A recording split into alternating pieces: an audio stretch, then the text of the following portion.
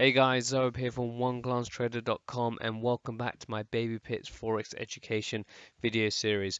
We're at grade 3 of the elementary school where we're looking about all things Fibonacci. In the previous video, which you can find in the top right corner, talked about how to use Fibonacci retracements to enter a trade. Now, this video is all about examples where Fibonacci retracements aren't 100% foolproof. So if we go into the actual tutorial, Fibonacci retracements are purely support and resistance levels. So we all know that every single support and resistance level isn't going to hold, and therefore it doesn't always work 100% of the time. And what this tutorial talks about is an example here of where you've got your swing high, swing low, you draw your Fibonacci retracements, and as you can see in this example, price has gone all the way back to the 50% mark. It's started to halt there, so you think that it's going to reverse and continue to go down to the downside. And then you can see in this example, it continues and makes a new uptrend. Now, again, similar to every single support and resistance, this is what it tries to tell you. I tried to find a video on YouTube, or spent about an hour looking at various Fibonacci videos, or trying to find something that would explain this a bit more visually in a bit more detail for you to really hone in the point. I couldn't find any, so I decided to create my own video on that with some visual examples. So that's coming now. But before that happens, please make sure you like this video and subscribe. Thank you.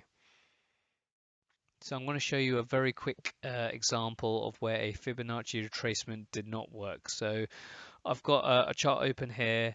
I drew the Fibonacci retracement based on a swing low over here and a swing high over here. And as you can see, what MT4 does, it plots the various levels that you expect to see on a Fibonacci retracement. So if we actually look at the beginning of this move, you've got the bottom there of the downtrend, goes higher, pulls back, goes higher again, and now what we're looking for is the retracement to continue going further. But in this example, as you see here, price continues to go down and then starts a new downtrend. So what any trader would do is that they will see this down bar here, now looking for a potential buy opportunities at these significant levels. So at the 23.6, there was nothing there. At the 38.2 and at the 50, you can see there's some consolidation happening over here, kind of where I'll try to flirt more around the 50% mark of where in the blue shaded area there.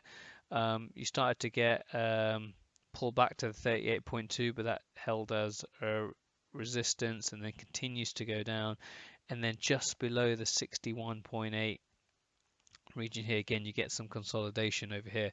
Now in this example here, it doesn't happen exactly on the 61.8 line. You really got to use these lines as zones as opposed to actual hard lines on the chart. But in this area, you got some consolidation, looking to see any signal to go back up. And then as you can see here, price continues to trend down, again halts around the bottom of the swing low, but continues to go down, and then we're fully now into a downtrend. So again, that's an example here of where you can see that it doesn't always work, but they are very useful tools for natural support and resistance levels, especially if you're looking to get into trends and trying to get in at a good price at the bottom of the pullback. You'll never get in at the bottom. Even in this move over here as a swing low, you probably will start to look to enter after it goes back above the high here. Again, you might have had another indicator, a stochastic cross, or something to do with the RSI or divergence or something, trying to get in at this bar so you get in at a better price. But majority of the time, you'll never get in at the low. And in this example here, again, you can tell right here that this completely failed and started a brand new trend. So I really hope you found this video interesting, and make sure you check out the next episode in the series.